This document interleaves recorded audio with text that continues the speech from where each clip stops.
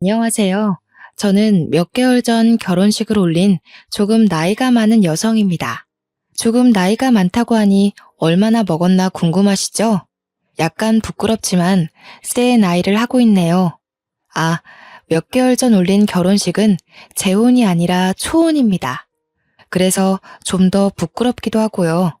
어떻게 이 늦은 나이에 운명의 상대를 만나서 결혼하게 되었는지 궁금하시죠? 그 이야기를 풀어보려고 이렇게 사연을 쓰기 시작했습니다. 제 이야기가 재미가 있을지는 모르겠지만 그래도 재미나게 들어주셨으면 좋겠네요. 그럼 이야기를 시작해 보겠습니다. 저는 어떻게든 성공하겠다는 일념 하나로 악착같이 대학을 졸업하고 취업 준비를 했습니다. 27살의 나이에 대기업 공채에 합격해서 무려 15년이라는 세월을 회사 일에만 매진하면서 살았네요. 그 15년 동안 몇 번이고 때려치고 싶다는 욕구가 솟아오를 정도로 힘들고 치사했지만 능력만큼은 출중했기에 승진 또한 빨랐습니다. 동기들 중에 대부분은 결혼하고 그만두고 육아휴직 중에 그만두고 하는 일이 많았거든요. 저는 결혼도 안 했고 당연히 육아휴직도 쓰질 않았으니 그만큼 빠르게 승진이 가능했죠.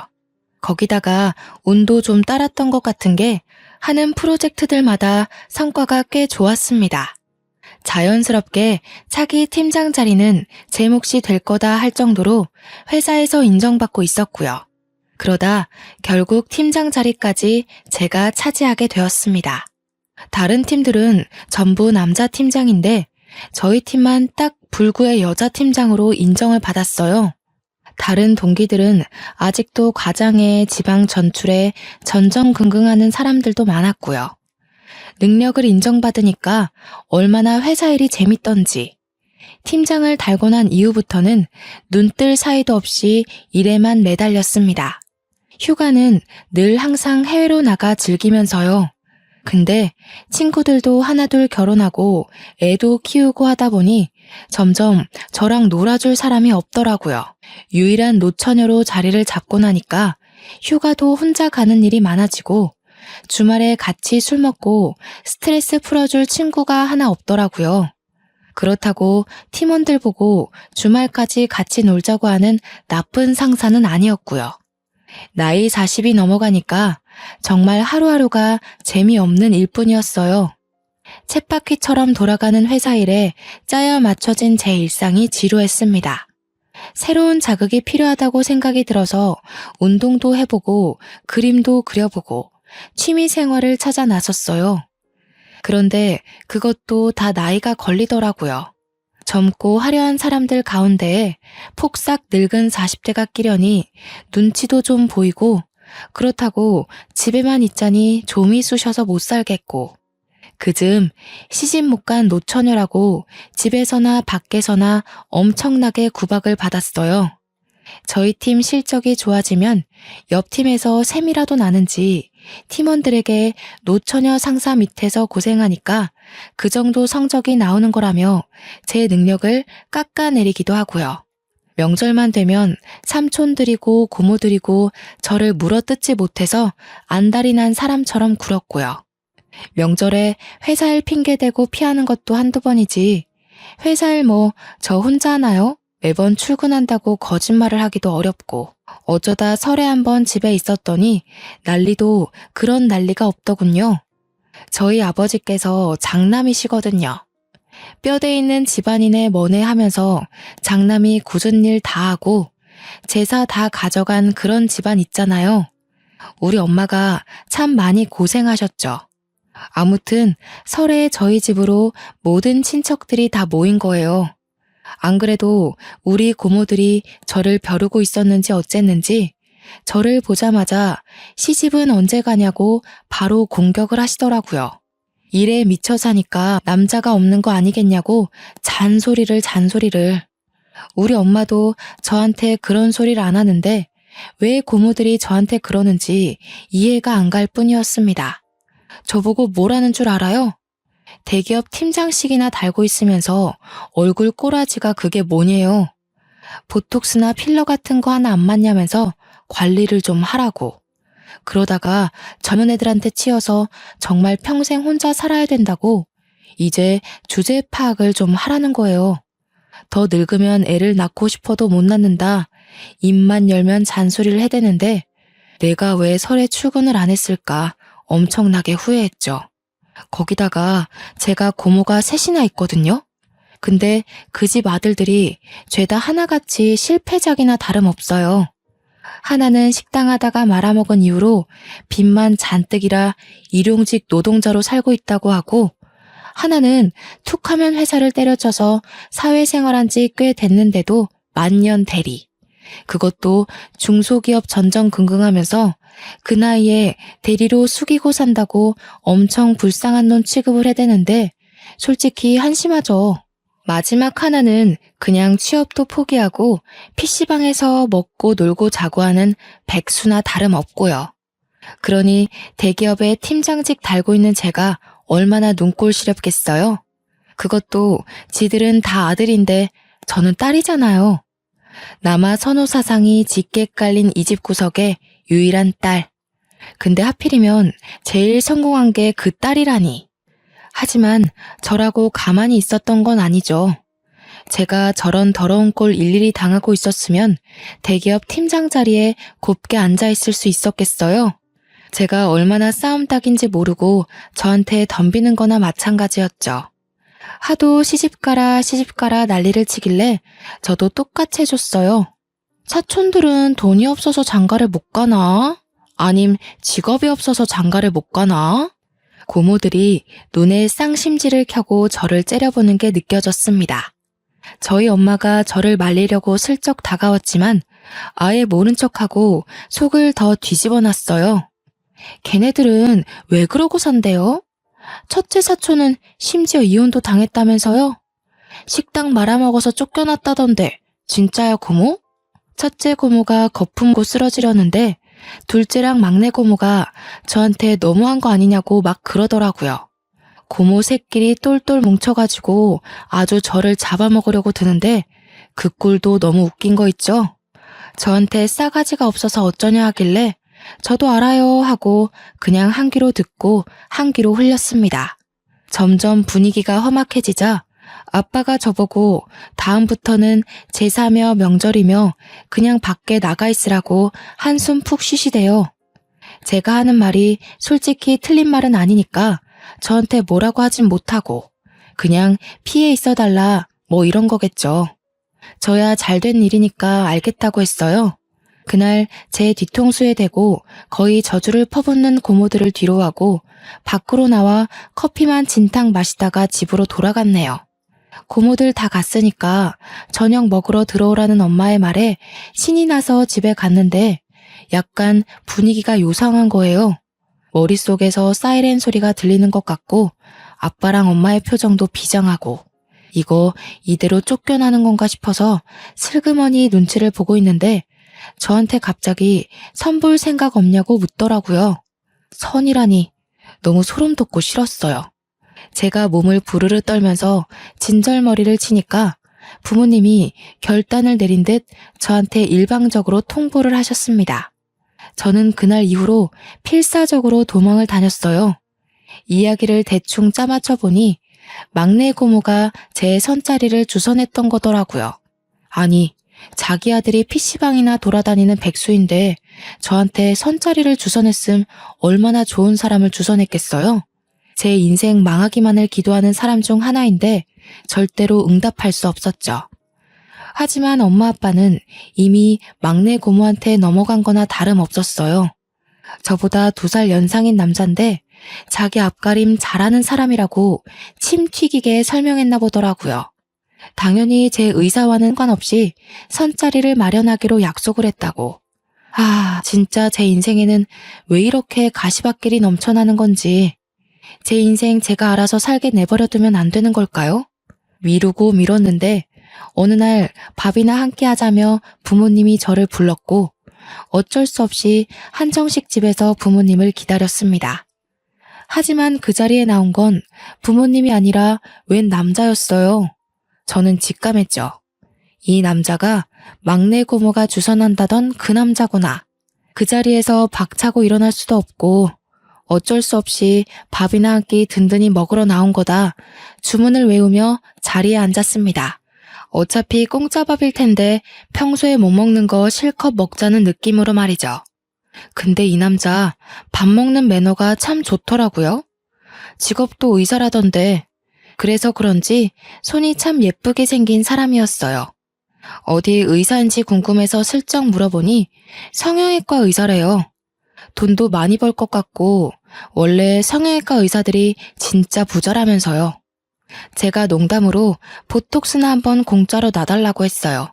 우리 고모들이 그렇게 울부짖던 보톡스 필러 공짜로 맞을 수 있으면 한 번쯤 해보고 싶긴 했거든요. 근데 저한테 웃으면서 그럴 필요 없겠는데요? 하더라고요. 입에 발린 말도 할 줄 알고 자리가 생각 외로 화기애애했습니다. 요즘은 젓가락질 잘하는 사람 찾기가 힘든데 아주 정석으로 젓가락질을 하더라고요. 콩조림 하나 잡는데 삐끗하는 거 없이 아주 가지런히 잘 잡고요. 마음에 들긴 했는데 이대로 만나면 고모가 원하는 대로 해주는 것 같아서 대충 명함만 교환하고 나왔어요. 성형외과 원장이라고 써있긴 했는데 본인 이름 걸고 운영하는 건 아니고 페이닥터라고 하더라고요. 그렇게 배불리 먹고 집에 오니 피곤함이 막 몰려오대요. 그래서 아무 생각 없이 푹 잤습니다. 다음날 아침 출근길에 휴대폰을 보니 남자에게 연락이 와 있었어요. 모르는 번호였지만 직감했죠. 어제 선본 남자가 나한테 연락을 했구나 싶어서 전화를 했더니 이번 주에 바쁘냐고 밥 한 번 더 먹고 싶다고 했어요. 뭐 같이 밥 먹던 게 나쁘지 않았으니까 좋다고 했어요. 두 번째 만남도 꽤 괜찮았어요. 양식을 먹는데 스테이크 써는 소리도 요란스럽지 않고 대화도 아주 잘 이어가는데 이 남자는 왜 여태 결혼을 못한 거지? 하는 생각이 들었습니다. 뭐 저처럼 안 했다고 우길 수도 있지만 보통 성형외과 의사들은 빨리 결혼하지 않나? 하는 생각이 들었어요. 각설하고 그렇게 두어 번 더 만나고 밥이 아니라 영화를 보고 싶다고 해서 영화도 보고 주말에 근교 드라이브를 가자고 하길래 드라이브도 다녀오고 그러다 보니 자연스럽게 매주 데이트를 하게 되더라고요. 당연히 그 소식이 우리 고모 귀에 들어갔고 고모를 호들갑을 떨면서 우리 부모님한테 시집 보낼 수 있게 된 거 다 자기 덕이라고 으스댔대요. 틀린 말은 아니니까 그러려니 하고 넘어가긴 했는데 제가 별말 없으니까 진짜 결혼하는 거 맞냐고 갑자기 상견례를 하자는 거예요. 저는 아직 그럴 단계가 아니다 말했는데 남자 쪽 집안도 똑같은 생각이었는지 상견례 하자고 허구한 날 들들 볶는다더라고요. 부모님들의 뜻이 의기투합되었으니 당연히 머리채 잡혀 끌려가듯 상견례 자리가 마련되었습니다. 눈 뜨고 코 베인다고 그렇게 갑작스럽게 결혼식 날짜 잡고 회사에서도 드디어 노처녀 시집 가냐고 난리 나고 우리 막내 고모는 당연하다는 듯 저한테 명품 가방 카탈로그를 건네더라고요. 다 내가 주선한 자리인 거 알고 있지? 나한테 이거 800만 원짜리 명품 가방 하나 해주는 거 잊으면 안 된다. 우리 아빠도 못 해줄 거 뭐 있냐면서 저한테 카드 내놓으라고 하고 어쩔 수 있나요? 6개월 할부로 무려 800만 원짜리 숄더백을 선물로 대령할 수밖에 없었죠. 살면서 제 월급으로도 저렇게 비싼 거 사본 적이 없는 것 같은데 속이 쓰렸지만 감사한 마음으로 드렸습니다. 그만큼 예비 신랑과의 미래가 기대되기도 했고요. 아무튼 결혼 날짜 잡고 나니까 시모될 사람이 자꾸 저보고 만나자고 하는 거예요. 이제 편의상 그냥 시모 하고 부를게요. 이 나이에 설마 시집살이를 시키려고 날 부르나 싶어서 긴가민가한 마음으로 만나긴 했는데 살이보다 더 기가 막힌 것이 있더라고요. 저는 정말 상상도 못했던 일이 벌어졌습니다. 저한테 만나자마자 종이 한 장을 쓱 들이밀더라고요. 이게 뭔가 싶어서 줄줄 훑어보는 보니까 가관도 아닌 거예요, 글쎄. 결혼 서약서라고 적혀있는 종이에는 각종 질문들이 막 적혀 있었어요. 저한테 펜 하나를 건네면서 여기에 빽빽하게 채워 넣으라고 딱 팔짱 끼고 앉아서 명령을 하는데 기가 찼습니다. 결혼 서약서라고 적힌 종이에는 제 연애사를 적어라, 첫 경험 나이가 몇 살인지 적어라, 가진 재산이 얼마인지 샅샅이 적어라, 결혼 후 내조 계획을 적어라, 그리고 마지막에는 시부모를 어떻게 공경하며 결혼 생활을 이어갈지 적어라, 시부의 노후를 어찌 책임질 건지 적어라. 이딴 게 쓰여 있었어요. 저는 너무 기가 막히고 코가 막혀서 시모한테 이게 뭐냐고 물어봤죠. 제 눈으로 읽고 있었지만 정말 현실감이 하나도 없더라고요. 그랬더니 시모가 한다는 소리가 일종의 보험 같은 거래요. 자기는 뱉은 말 무조건 지키는 사람을 좋아한다면서 저한테 약속을 받아내는 거라고, 이대로만 지키면 1등 며느리다 하시는데 도대체 경험 나이가 뭐가 중요하다고 그걸 적으라는 건지 수치심까지 들더라고요. 말도 안 되는 서약서다 싶어서 빤히 내려다보고만 있으니까 얼른 적지 뭐하냐고 닥달을 하더라고요. 이걸 정말 적어가면서까지 해야 되는 결혼인가 고민을 하고 있는데 저한테 한 장을 더 들이밀더라고요. 이것보다 더 기가 막힌 게 있으려나 싶어서 쓱 받았는데 진짜 대기업 갑질도 이렇게는 안 하겠다 싶었습니다. 나머지 한 장의 내용도 궁금하시죠? 그 한 장에는 빼곡하게 가짜는 소리들이 써져 있었어요. 첫째, 아침밥은 꼭 차려준다. 둘째, 우리 아들 셔츠는 출근 30분 전에 무조건 다려놓는다. 셋째, 우리 아들이 신을 양말을 색깔 맞춰서 트렌디하게 매일 아침 골라줘야 한다. 넷째, 의사니까 손 조심할 수 있도록 분리수거, 설거지, 청소 같은 일을 시키지 않는다. 다섯째, 남편 월급에서 생활비를 받아 쓰고 며느리 월급은 전부 남편에게 맡긴다. 여섯째, 시부모에게 몇백만 원의 용돈을 주기로 약속한다. 일곱째, 회사를 그만둘 시 시부모의 허락을 꼭 받아야만 한다. 이게 전부가 아니었지만 일단 기억나는 건 이 정도가 있었습니다. 세상에, 이런 걸 종이로 남겨서 며느리도 아니고 예비 며느리에게 전달하는 미친 시모가 또 있을까요? 저는 세상에 태어나서 이런 굴욕적인 일은 처음 당해보는 거였어요. 항상 똑부러지게 할 말 다 하고 살았던 저는 업무를 볼 때도 절대 지지 않고 할 말 다 하면서 쟁취하는 스타일이었거든요. 그런데 고작 예비 신랑의 엄마라는 이유로 저한테 이런 갑질 아닌 갑질을 하다니 속이 시커멓게 타는 기분이었습니다. 우리 부모님이라고 제가 이런 취급받으면서 결혼하길 원하실까요? 저는 아니라고 생각했거든요. 그래서 저는 그걸 시모가 보는 앞에서 북북 소리를 내며 찢어버렸습니다. 일부러 보란 듯이 천천히 한 장 한 장 찢어버렸어요. 그러자 저한테 막 이런 발칙한 것을 봤냐면서 소리를 꽥 지르는데 그때 알게 되었습니다. 왜 그 남자가 그런 멀쩡한 모습을 하고 있음에도 불구하고 42살까지 장가를 못 갔는지 알겠더라고요. 그래서 저는 바로 예비 신랑에게 전화를 걸어서 말을 했어요. 내가 지금 당신 어머니한테 어떤 취급을 받았는지 알아? 나한테 결혼 서약서니 결혼 후 지켜야 할 양식이니 하면서 말도 안 되는 종이를 들이미시더라. 어머님께서 이런 식으로 나오니 그간 당신과 결혼할 여자들이 도망가는 거야 당연한 거 아니겠어? 제가 코앞에서 전화 걸어 이러고 있으니 시모 얼굴이 시시각각 변하더라고요. 빨개졌다가 펄해졌다가 아주 무슨 마스크쇼를 보는 듯한 느낌이었습니다. 한참 말없이 듣고 있던 예비신랑이 저에게 지금 시모와 같이 있냐고 물어보길래 맞다고 했어요. 이런 식으로 굴면 나랑 헤어져도 다음 여자랑 결혼할 수 있을지 미지수네. 어떡할래? 지금이라도 가족이랑 인연 끊고 나랑 살래? 아니면 나랑 헤어질래? 제가 대놓고 고르라고 하니 시모가 기겁을 하면서 지금 무슨 소리를 하는 거냐고 막 따지고 들었어요. 우리 아들이 얼마나 효자인데 가족과 인연을 끊겠냐면서 저한테 생긴 것만큼 독하다고 막 욕짓거리를 뱉는 거예요. 저보고 당장 전화 끊으라고 하면서 두 번 다신 우리 아들이랑 연락도 하지 말고 만나지도 말라고 하는데 시모의 그 자신만만한 얼굴과 태도도 꼴 보기 싫더라고요.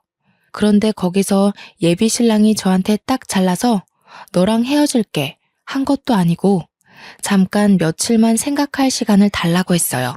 그 이야기가 휴대폰에서 흘러나오니까 시모의 얼굴이 창백해지면서 입을 떡 벌리는데 제가 이긴 것 같은 기분까지 들었습니다. 시모는 부들부들 떨면서 현실을 받아들일 수 없다는 입장이었어요. 저는 될 대로 되라는 식으로 대놓고 시모에게 이야기를 했습니다. 어차피 잘 되어도 시댁과 인연을 끊을 거니 만날 일 없고 안 되면 헤어지는 거니 더더욱 만날 일 없는 사람이니까요. 본인 아들이 소중하고 최고라고 생각하셨으면 다른 집 딸도 소중하고 최고라는 걸 알고 계셨어야죠. 언제까지 이런 얄팍한 수로 좌지우지하려고 하셨어요?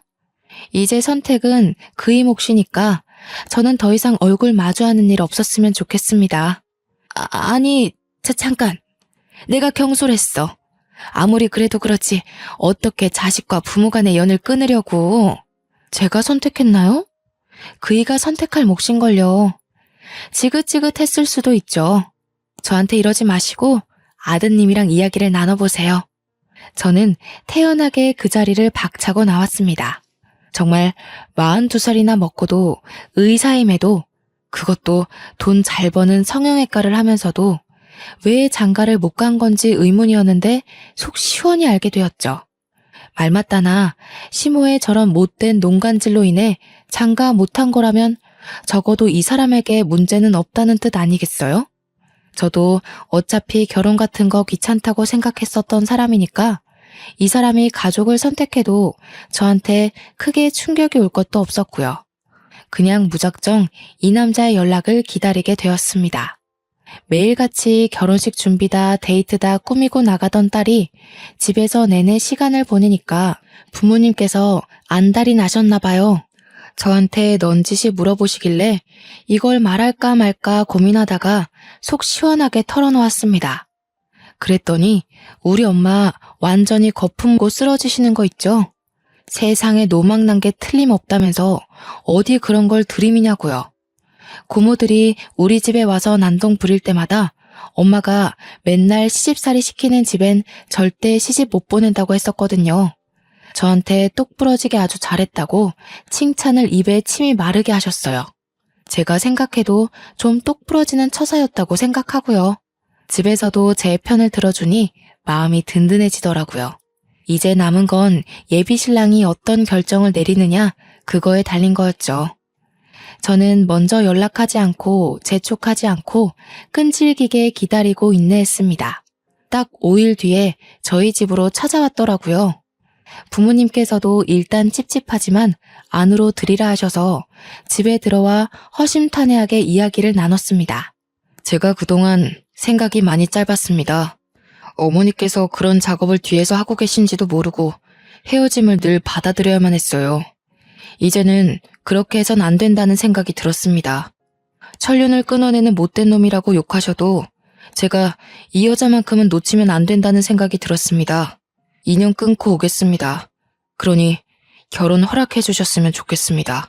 감정이 격해지지도 않고 조근조근 자기 할 말 다 하는 이 남자를 어찌 사랑하지 않을 수 있을까 하는 생각이 들었습니다.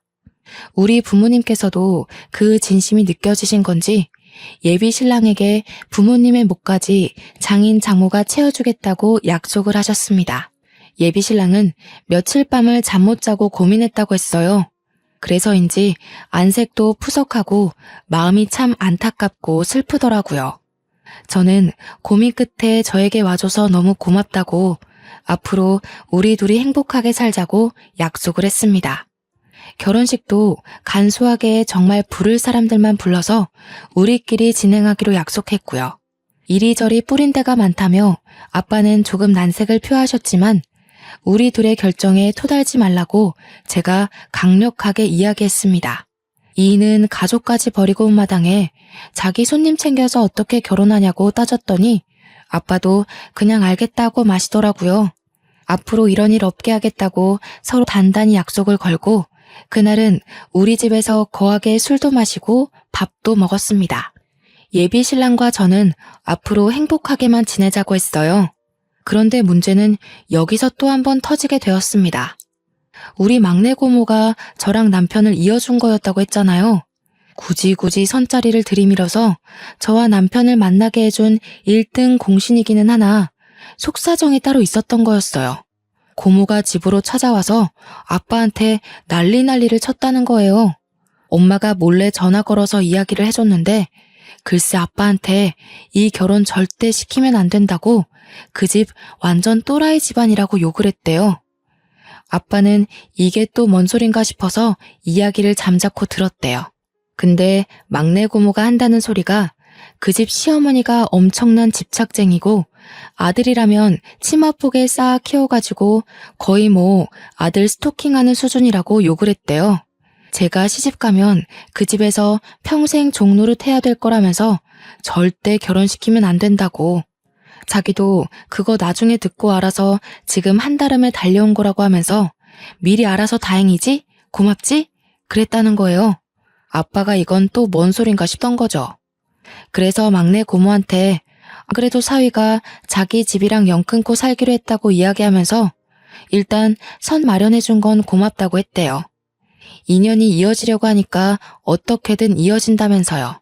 근데도 불구하고 고모가 집에서 안 나가고 버티면서 당장 헤어지라고 하라니까 하면서 소리를 지른 거죠.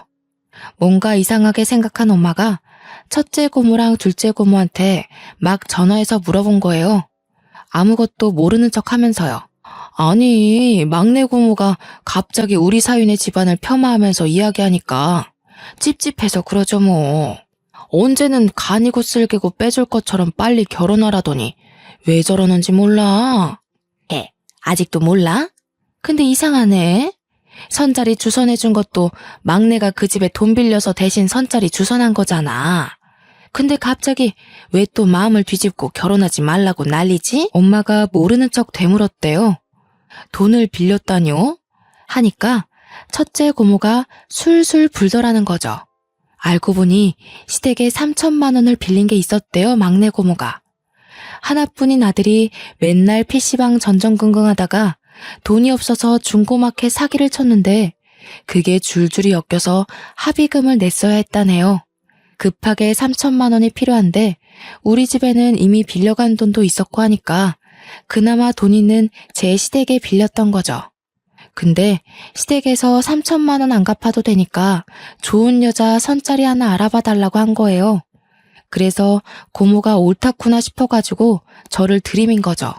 나중에 말 바꾸고 싶어도 가족 사이에 돈 달라고 하기도 애매하고 하니까 술을 쓴 거예요. 마침 제가 대기업에 다니고 있었고 연봉도 억 단위니까 어디 가서 꿀리지도 않고요. 고모가 제 연봉을 막 말하면서 며느리가 대기업 다니니까 매달 용돈 받으면서 살면 3천만 원보다 더 이득이다. 이런 식으로 꼬신 거예요. 예비시댁도 계산기 두드려 보니 틀린 말도 아니고 거기다가 한 번 만나고 오니 아들도 제가 좋다고 하고 그래서 시댁에서 좋다고 저 소개받고 3천만 원의 빚을 탕감해 주기로 했는데 그 결혼 서약서 때문에 모든 게 틀어진 거예요. 아들이랑 며느리 피 빨아먹으면서 노후 떵떵거리고 살겠다 싶었는데 아들이 뜬금없이 결혼 성공하고 싶다며 부모와 절연을 선언해버렸으니까요. 그러니까 막내 고모한테 그 불똥이 팍 튄 거죠. 너 때문에 다 망했다. 다 우리 아들 돌려내라. 파혼시켜라. 어떻게든 이 결혼 못 막으면 너 나한테 3천만 원 당장 갚게 될 줄 알아라 하면서요. 고모는 단돈 3천만 원 때문에 저를 팔았다가 지금은 수습하느라 계속 저희 집에 찾아와서 제 결혼을 뜯어말리는 거였고요. 사건의 전말을 알게 된 부모님께서는 800만 원짜리 가방 괜히 사줬다면서 당장 그거부터 찾아오자고 하셨습니다. 저는 사건이 하루 걸러 마구마구 터지니까 정신이 없었어요. 그 와중에 저를 3천만 원에 팔아먹고 저한테 800만 원짜리 명품백까지 뜯어낸 막내 고모를 경멸하게 된 건 당연한 거고요. 제 이야기를 들은 예비 신랑도 진짜 표정이 딱 굳어버리는데 무섭더라니까요. 아빠가 안 그래도 고모네 집 찾아간다고 벼르고 있는데 막내 고모가 또 집으로 찾아왔더라고요. 하필이면 제가 집에 있을 때 찾아와서는 저한테 막 이 결혼하지 말라고 난동을 치는 거예요. 저희가 3천만 원에 대한 속사정을 모르는 줄 알고 저한테 막 예비 신랑 험담까지 하는데 우리 엄마가 참다 결국 폭발하고 말았죠. 아니 신우, 너무한 거 아니에요? 우리 딸한테 선자리 주선한 것도 그 3천만 원 때문이라면서요. 근데 이제 와서는 3천만 원 갚으라니까 결혼하지 말라고 난동을 부려요? 아니, 올케가 그걸 어떻게 알았어요? 내가 진짜 일이 꼬일라니까 한도 끝도 없이 꼬이네. 사정 다 알았으니까 내가 솔직하게 이야기할게요. 그 집에 3천만 원 대신 갚아줘요, 그럼. 저는 완전히 벙쪘죠. 그 돈 빌려다가 아들내미 합의금으로 써놓고 이제 와서 왜 우리 보고 보따리 내놓으라는 격인지 제가 코웃음을 뻥치니까 막내 고모가 씩씩거리면서 저보고 너만 아니었으면 일이 이렇게 꼬일 것도 없었다고 하더라고요. 솔직히 그 서약서가 뭐가 어떻고 어떻다고. 그냥 네네 하고 받으면 되지. 그걸 따박따박 따지고 들어서 일을 이렇게 만들어? 이래서 여자가 사회생활 오래 하고 그러면 피곤한 거야. 아무리 그래도 집안 어른인데 네가 그러면 되겠니? 고모가 돈 갚아야 해서 이러는 거지. 내가 잘못한 거 하나도 없거든요. 선택은 신랑이 한 거지 제가 종용한 게 아니라고요. 그리고 그 3천만 원을 왜 우리가 갚아요? 고모 아들이 사고쳐서 합의금 낸 건데 우리가 왜 갚아주냐고요. 고모가 저한테 삿대질을 하면서 저리 정이 없냐고 돈도 잘 버는 게 돈 좀 주면 안 되냐 막 그러는데 진짜 사람이 이렇게 뻔뻔할 수도 있는 건지. 그 말을 듣던 아빠가 화가 머리끝까지 차오르셨는지 막내 고모한테 지금 당장 나가라고 꼴도 보기 싫다고 소리치니까 그제서야 좀 목소리가 줄어들더라고요. 우리 아빠 진짜 무서운 사람이긴 하거든요. 동생들한테 한없이 다정하고 착하게 굴다가도 수틀리면 눈도 안 마주치고 끝까지 꽁에 있는 그런 사람이요. 3천만 원만 갚아주면 당장 나간다니까. 내가 오죽하면 이러겠냐고 오빠. 이게 아직도 정신 못 차리고 무슨 소리라는 거야 진짜. 우리 딸이 너한테 800만 원짜리 가방 사준 것도 내가 다 알고 있다고. 그걸 네가 무슨 자격이 있어서 받아? 그 가방부터 내놔. 그러니까 고모 얼굴이 새하얗게 변해서는 우물쭈물 하더라고요. 암만 그래도 800만 원짜리 가방을 빼앗기긴 싫겠죠. 그러면서 아주 얄밉게 이야기를 하더라고요. 내가 급전이 필요해서 그 가방 팔아서 없어. 800만 원짜리라더니 금매로 파니까 500만 원밖에 안 주더라. 이왕 받을 거 더 큰 걸로 받았으면 이런 일도 없었을 텐데. 너 지금 그걸 말이라고 하는 거야? 당장 따라 나와. 고모네 집이 우리 집이랑 동만 다른 같은 아파트였거든요. 아빠는 제 팔을 덥석 잡고는 앞에 있는 고모한테 앞장서라고 했어요. 고모가 말귀를 못 알아들으니까 당장 너네 집으로 가자고 하면서 고모의 등을 떠밀었습니다. 고모가 뭐 별 수 있나요? 아빠의 불아리는 눈에 고모가 잔뜩 쫄아가지고 현관문을 열었습니다. 아빠가 문 열리자마자 집안을 샅샅이 뒤지기 시작했어요. 그러더니 옷방에서 가방을 하나 꺼내오더라고요. 네, 바로 제가 사준 800만 원짜리 명품 가방이었습니다. 그 가방을 꺼내서 제게 딱 주시는데 고모가 막 절규를 하더라고요. 아니, 치사하게 줬다가 뺏는 게 어딨어? 그리고 따지고 보면 내 덕에 둘이 결혼하는 건 맞잖아. 그 가방 내 거야. 소란 피우지 말고 얌전히 있어. 이거 사주라고 내 딸한테 말한 게 쪽팔리다 쪽팔려. 그러면서 저한테 이거 환불하기 늦었냐면서 저보고 가지라고 던져주었어요. 제 돈으로 산 거니까 제가 갖는 게 맞죠 뭐.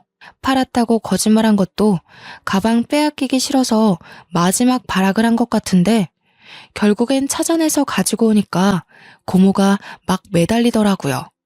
저한테 이미 준 거 아니냐고 제발 달라고 막 애원을 하는데 이깟 가방이 뭐라고 이렇게까지 하나 싶었습니다. 제 바지가랑이 붙잡고 매달리는 고모의 손을 아빠가 탁 쳐내더니 그러길래 남의 일에 뭐 그리 참견을 해대냐며 잔소리를 퍼부었습니다. 저는 속으로 얼마나 고소했는지 몰라요. 고모들이 매 명절마다 찾아와서 잔소리할 때 아빠는 그냥 듣고만 있었는데 그게 마음에 다 쌓여 있었나 봐요. 우리 딸은 너희 아들이랑 달리 사고도 안 치고 똑부러지게 자기 할 일 다 하는 녀석이라고 하면서 이깟 가방 네 아들 보고 사달라 해라 하시는데 엄마도 뒤에서 엄지척 하시고 저도 아빠에게 새로운 모습을 본 것 같아서 속으로 박수를 막 쳤습니다. 아빠가 딱 쐐기를 박으셨어요. 너 그 3천만 원 갚을 때까지 내 눈앞에 띄기만 해봐 아주. 감히 우리 딸 가지고 장사한 것도 열이 받아 죽겠는데 나더러 네가 빌린 3천만 원까지 갚아달라는 소리를 해대? 고모가 아무 말도 못하고 우물쭈물 있자 아빠는 혀를 끌끌 찼습니다. 스스로 벌어서 그 돈 다 갚으면 그때 얼굴 보고 살 테니까 그전까진 얼굴 비추지도 말어. 명절이고 생일이고 은근슬쩍 낄 생각하지 말란 말이야. 넌 그 돈 갚을 때까지 내 동생도 아니다. 알겠냐?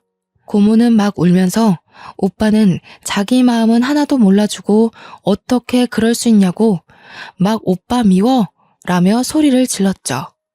자다 깬 사촌 동생이 나와서 이게 다 무슨 일이냐 하며 배를 벅벅 긁고 있는데 진짜 백수 한량 새끼 답이 없더라고요. 지네 엄마 울고불고 하는데도 뒤에서 하품이나 쩍쩍 하고 있고 아빠는 그런 사촌 동생 보면서 정신 차리라고 한마디 하고 결국 막내 고모가 첫째, 둘째 고모한테 전화로 막 호소하기 시작했습니다. 그 이야기를 들은 고모들이 우리 엄마한테 쓴소리를 내뱉기 시작했죠. 이게 다 올케 딸내미 때문에 생긴 분란 아니냐고 어떻게 가족끼리 싸움이 나게 부추길 수 있냐고 투덜투덜 거렸다는데 옆에 듣던 아빠가 전화기를 뺏어받고는 첫째 고모, 둘째 고모한테도 욕을 했대요. 그딴 소리 할 거면 너네도 전화하지 말고 찾아도 오지 말라고요. 명절에 와서 일손 하나 도운 적이 없는 것들이 입만 살아서 사람 피곤하게 한다고요. 결국 예비 시댁에서도 저한테 잘못했다고 그런 서약서 따위 챙기지 않아도 되는 거라고 미안하다고 하는데 저는 무시했죠. 예비 신랑이 이미 절연하기로 마음먹은 상태인데 제가 이제 와서 용서하면 그 결심이 하찮게 되잖아요. 그래서 우리는 원래 예정했던 대로 정말 친한 친구들의 초대해야 될 몇 명만 불러서 제주도에서 스몰 웨딩을 했습니다. 시부모님 당연히 초대 안 했고요. 우리 부모님만 모셔서 가운데에 혼주석 마련해서 했어요. 당연히 막내 고모도 참석 못했고 첫째 고모랑 둘째 고모는 눈치를 살살 보면서 오더라고요. 제가 의사한테 시집 간다는 소리를 들었는지 넌지시 병원은 어디니? 하면서 묻는데 그냥 대충 대답해 드렸어요. 나중에 그렇게 애타게 찾던 보톡스 한번 공짜로 놔드린다고 하니 좋아하시더라고요. 결혼하고 한 3개월 지나니까 은근슬쩍 고모들 통해서 막내 고모가 우리 신혼집 궁금해하시고 어떻게 사냐고 물어본다고 하더라고요. 첫째 고모가 우리 엄마 편에 찰싹 붙어선 걔는 아직도 정신 못 차리고 왜 그런다니 하길래 진이 빠진 저희 엄마는 그냥 그러게요 하면서 대꾸해주고 말았다고요. 아빠는 고모들한테 신신당부를 했네요. 절대 막내한테는 입뻥끗도 하지 말라고 말이죠. 어디 사는지 아는 순간 너네부터 인연 끊길 줄 알아라 협박도 하시고요. 덕분에 저희는 아직도 시댁에 간섭 없이 잘 살고 있습니다. 어떻게든 기회 잡아서 저희와 다시 인연을 이어가고 싶어 하시는 것 같은데 떠난 버스는 돌아오지 않는 법이죠. 남편도 이번에 성형외과를 작게 개업했어요. 쌍꺼풀 수술에는 자신 있다던 남편 실력이 진짜 좋은지 혼자서 운영하는 성형외과인데도 예약이 계속 들어오네요. 벌써 남편과 행복하게 지낸 지 1년이 다 되어가요. 생각보다 시간이 정말 빠르더라고요. 깨를 볶다 보니 1년이란 시간이 지났고 저희는 슬슬 2세도 준비해 보려고 합니다. 물론 나이가 조금 있어서 난임 클리닉을 다녀야 할 것 같지만 그래도 충분히 가능성이 있다고 하니까 포기하면 안 되겠죠? 시험관 시술이 많이 아프다고 해서 걱정도 조금 들지만 용기를 가지고 시도해 보려고 합니다. 그때 제가 만약 서약서를 찢어버리지 않았다면 지금 같은 행복은 없었겠죠? 저를 믿고 저를 선택해준 남편에게 다시 한번 고마움을 느껴요. 헌신도 제 짝이 있다고. 제 짝은 지금 남편이 틀림없는 것 같습니다. 막내 고모의 주선 덕분에 얻은 짝꿍이지만 그 부분은 틀림없이 제가 고마워해야 하는 거 맞겠죠? 물론 지금 당장엔 고마움을 이야기할 마음은 없고요.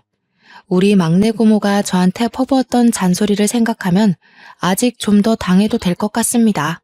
제가 속이 좁다고 느껴지실지 모르겠지만 근래에 얼마나 사이다를 먹은 것 같은 느낌인지 첫째 고모, 둘째 고모도 우리 엄마한테 설설 기는 걸 보면 아주 속이 시원해요. 여러분도 본인의 짝과 행복하신가요? 틀림없이 행복하실 거라고 생각할게요. 추운 날씨에 짝꿍 옆구리 꼭 붙잡고 행복한 하루를 보내시기 바라겠습니다. 연말인데 부부 동반으로 즐겁게 보내시고 솔로라면 빛이 나는 솔로 생활을 즐겨보세요. 제 이야기는 여기까지입니다. 들어주셔서 정말 감사합니다.